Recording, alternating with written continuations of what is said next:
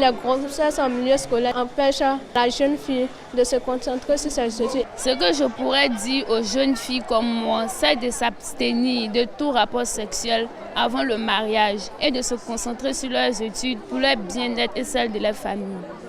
Selon une enquête du ministère de l'Éducation nationale et de l'alphabétisation, 4 851 cas de grossesse en milieu scolaire ont été enregistrés de 2019 à 2020. Des chiffres alarmants qui résultent de la vulnérabilité des adolescentes et du manque de connaissances sur la sexualité, selon l'ONG Women Leader Côte d'Ivoire. Étant moi-même jeune fille, j'ai vécu des harcèlements en milieu universitaire et même scolaire au lycée, quand j'étais au lycée. On s'est vraiment dit pourquoi pas aider ces jeunes filles-là à pouvoir s'en sortir. L'ONG Women Leader Côte d'Ivoire, à travers ses activités de renforcement de capacités sur l'éducation complète à la sexualité, a présenté officiellement son programme Jeunes filles, ta santé importe.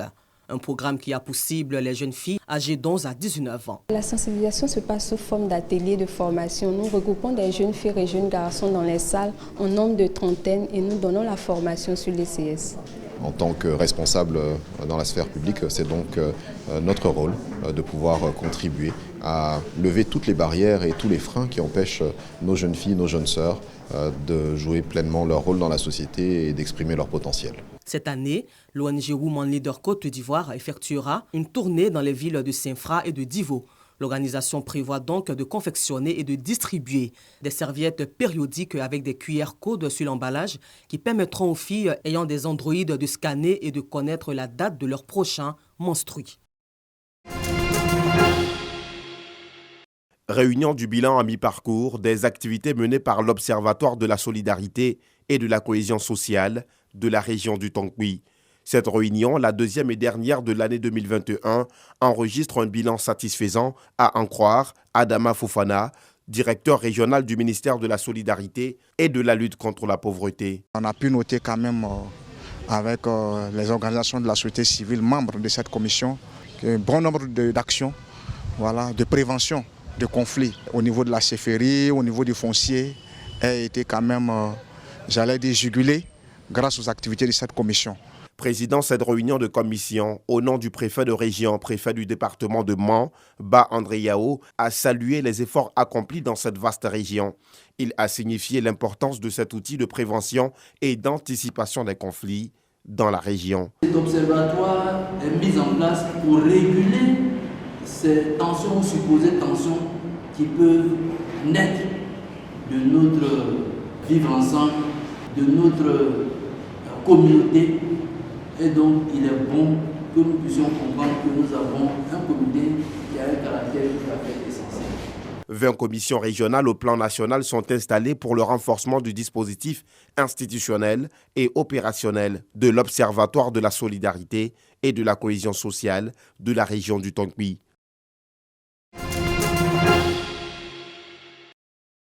L'amicale Mongmoyi vole au secours des enfants du centre d'éducation spécialisé Poupornière de Yopougon-Port-Bouedeux.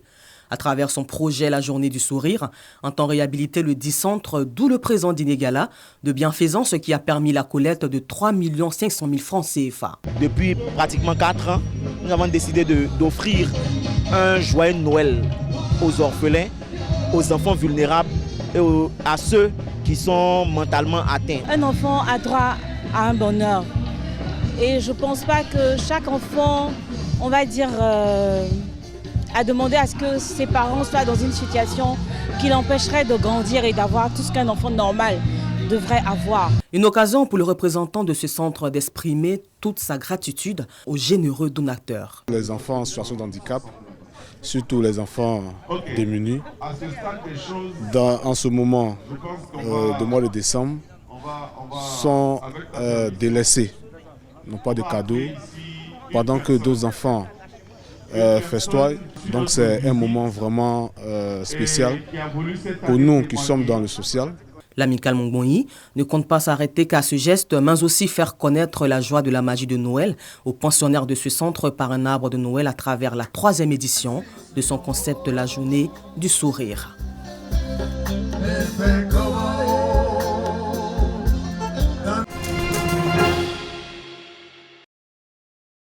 Inculquer l'amour de la lecture aux enfants et mettre au devant de la scène les arts, le Flamès, festival de littérature et des arts en milieu estudiantin et scolaire en a fait son credo. Voilà le constat amer des élèves de terminale, des étudiants qui ne savent pas s'exprimer. Vraiment, c'est pas bien.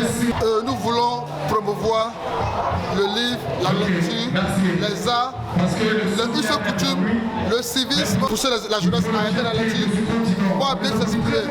Venus apprendre pour certains et apporter du savoir pour d'autres, les participants au Flamès, le festival de littérature des arts en milieu estudiantin et scolaire, relèvent l'importance de ce rendez-vous. Je trouve que l'initiative est très belle et on ne peut qu'en profiter pour les élèves parce qu'on voit que la littérature est de plus en plus délaissée par les élèves alors que c'est la base de tout. Nous faisons la promotion de la lecture, de l'alphabétisation et je dirais la promotion de l'école.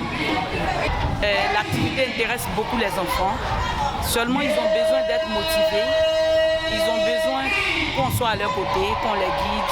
Aux côtés de ces filleuls à l'espace Agora de Koumassi, le parrain de la cérémonie Steve Zagouri alias Stizo exhorte ces derniers à privilégier leurs études tout en respectant la date de congé liée aux fêtes de fin d'année. Tout à l'heure, je voudrais vraiment, premièrement, encourager les jeunes d'aujourd'hui à aller à l'école, à suivre leur cursus scolaire, peu importe les dons et les talents qu'ils ont. Deuxièmement, il est très important qu'ils se tiennent éloignés de tout ce qui est vice, tout ce qui est violence et tout ce qui est abus sexuel prématuré.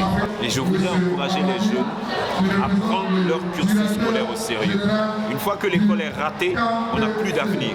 Cette première édition du Flamès a enregistré la présence du Centre technique des arts appliqués de Bingerville, l'INSAC et plusieurs établissements scolaires.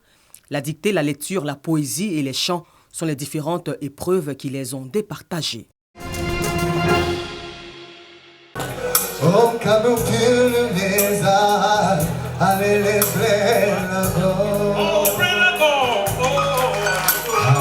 Baïs Pinto et son fils aîné Anjo partagent la même scène pour l'occasion. La voix d'or de la musique ivoirienne célèbre ses 50 ans de musique.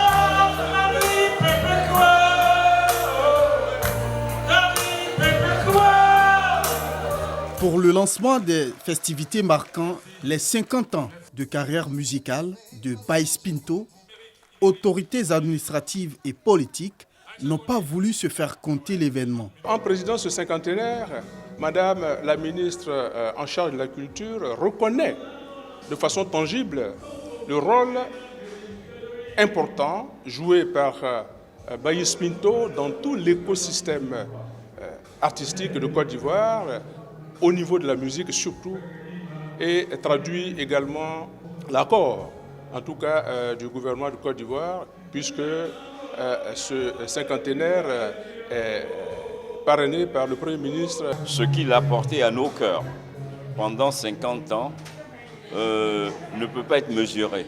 Toute l'année 2022 sera le témoignage de l'affection et de l'amour que les Ivoiriens vont lui témoigner, et que ce lancement d'aujourd'hui auquel nous participons est un événement de ce que représente Baïs Pinto pour les Ivoiriens.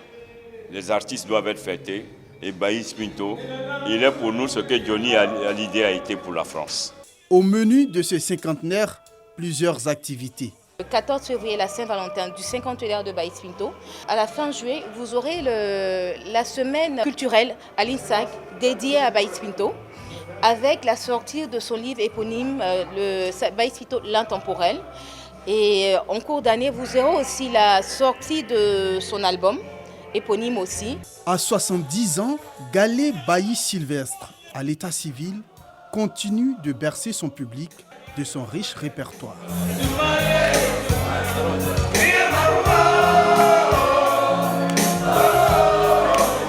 Ouça